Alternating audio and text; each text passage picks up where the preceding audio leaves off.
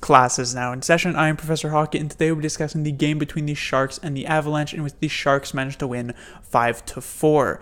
And this game didn't start off too well for the Sharks. During the first period, they were mostly outplayed 5-on-5, and not just by that top line of like Landeskog, McKinnon, Rantanen, but also the second and third lines of the Avalanche had a couple of good shifts.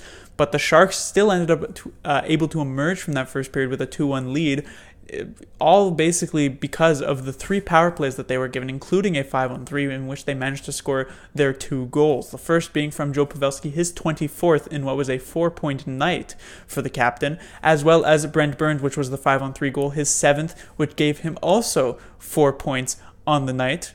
And that moves him into a tie with Morgan Rielly for the most points by a defenseman so far this season. And Morgan Rielly looked like he had that lead locked up. Obviously, it's only halfway through the season, so not entirely locked up. But still, Brent Burns has been on fire, at least offensively recently. I've said his defense has really struggled. I thought tonight it was a bit better. But offensively, he's still been putting up the points. He's up at 44 now, and he's moved himself into the Norris conversation, which, of course, most people know at this point is mostly an offensive defenseman award compared to a total complete defenseman. And with 44 points and the way he's playing right now offensively, he could definitely be in the conversation to get a second one. For the Avalanche, it was, of course, Matt Calvert as well in that first period. Coming to the second period, the Sharks definitely improved their play. They got goals from Evander Kane, Jonas Donskoy, and Radil, all unanswered to lead this game 5-1. But anyone who's watched the Sharks this season, anyone who's watched the Sharks in the past couple of games know that they have trouble holding the lead. They make some pretty consistent defensive mistakes, and the Avalanche managed to immediately respond with Tyson Jost's first goal, which made it 5-2 at the end of the second period. And then in the third period, they got goals from Tyson Barrie as well as Jost to make it 5-4, as close as it could possibly be after holding a four-goal lead to having the game be tied. Right, this game ended up being within 1 goal, and it ended up coming down to even the final second to see if the Sharks would actually take the win. And the reason why the Sharks were able to get that win, even with that final second, is because of Martin Jones. He ends up letting in 4 goals this game, so it wasn't a perfect game by any means. It wasn't even a very good game necessarily. I thought he probably could have had the goal from Calvert, although he didn't have much of a chance on any of the other 3, but he came up with a huge save on Nathan MacKinnon in basically the dying seconds of the third period. I'm not even sure if the MacKinnon goal would have counted if it did manage to squeeze past Martin Jones, but still a big save. He made some key saves at other points in the game. And so 4 goals, it still tanks his stats. It wasn't a fantastic game by any means, but it was solid enough to give the Sharks the victory, especially with how they've been playing offensively as of late.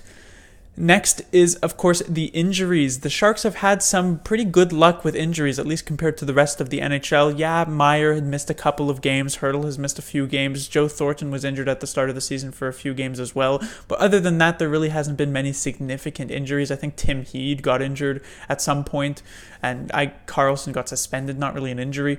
But the injuries seem to be arriving now halfway through the season, and it's probably the worst time to have them. You don't really want to have them coming up to the playoffs. But Shemek obviously was injured on the Sam Bennett hit in the previous game against the Calgary Flames, and tonight both Justin Braun and Marc-Edouard Vlasic seem to be injured. Justin Braun for sure, Marc-Edouard Vlasic, I'm not sure the severity of it, but Braun left at some point early in the first, or late in the first period, I guess I should say.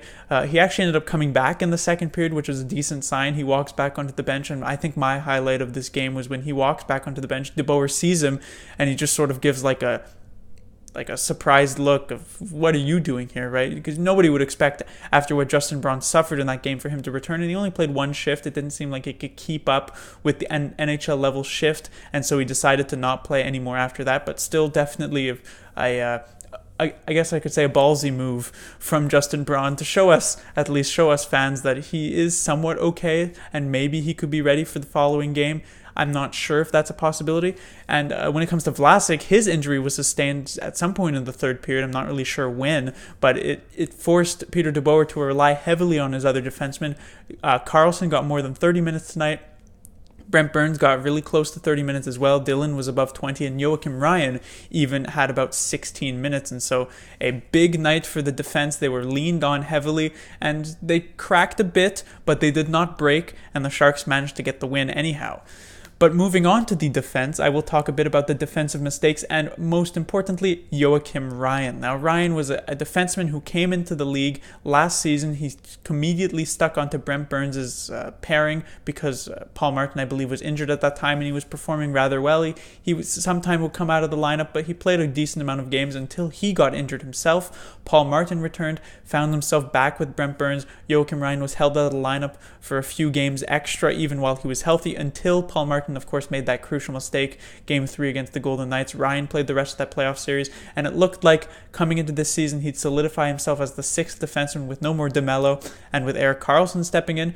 And he played okay, but Shemek got one game just out of the blue here. Might as well try the rookie out, and Shemek impressed much more than Joachim Ryan did, and Joachim Ryan ended up being the 7th and possibly even 8th defenseman. And this was a game with Shemek out with injury, possibly for a long time. If Ryan could perform and in a big role because of the fact that there were so many injuries and he was going to be relied on a lot given his 16 minutes, this was the game to impress Peter DeBoer, to get back into his good graces and possibly even be the guy when Shemek returns, because if it's so many months down the line, a couple months down the line, if Ryan was playing so well, it would be impossible really to take him out of the lineup.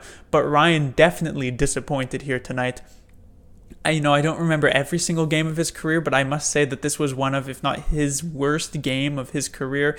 It seemed like almost every single time he touched the puck, he would give it away, he would fan on his pass, he would fail his clear. He got outmuscled in front by JT Compher in Jost's first goal, which was really the light that sparked the Avalanche comeback. That made it 5-2 immediately after it was 5-1. He also gave the puck away to Barrie, and that also sparked their comeback as it gave them that first goal in that third period to be able to move them towards getting the next one.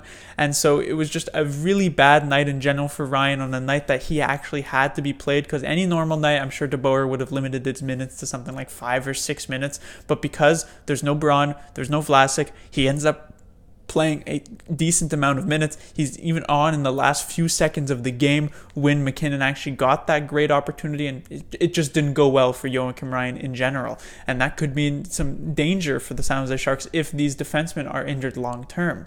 Another player who I thought had a bit of a rough game, Erik Karlsson. I felt like he got skated around a few times, a few too many bad giveaways. He, of course, did get over 30 minutes, as I said, and so not too much fault can go towards him, especially since he's been very solid defensively as of late, and of course, on fire offensively. So it's not really a blame, just to mention the fact that I felt like Erik Karlsson had a bit of a subpar game in general defensively.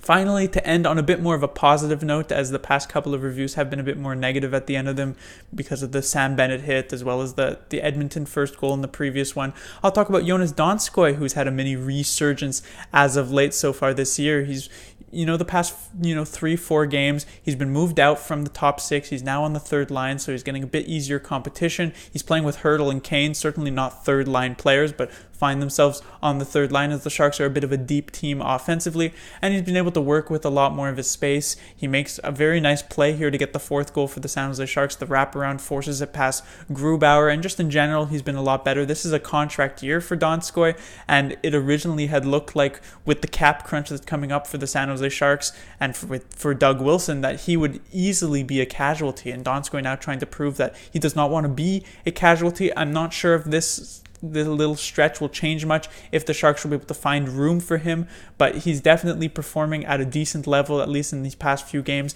and will at least make Doug Wilson have to rethink what he decides to do during the off season.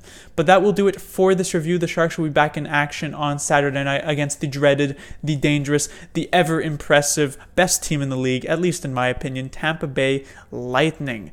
They are in the middle of their California road trip, and so the Sharks will be meeting them while they are at home, and they will be meeting them possibly down 3 defensemen, Shemek, Braun, and Vlasic. Hopefully at least one of them will be back. Maybe 2 of them, Braun and Vlasic, could possibly play in that game.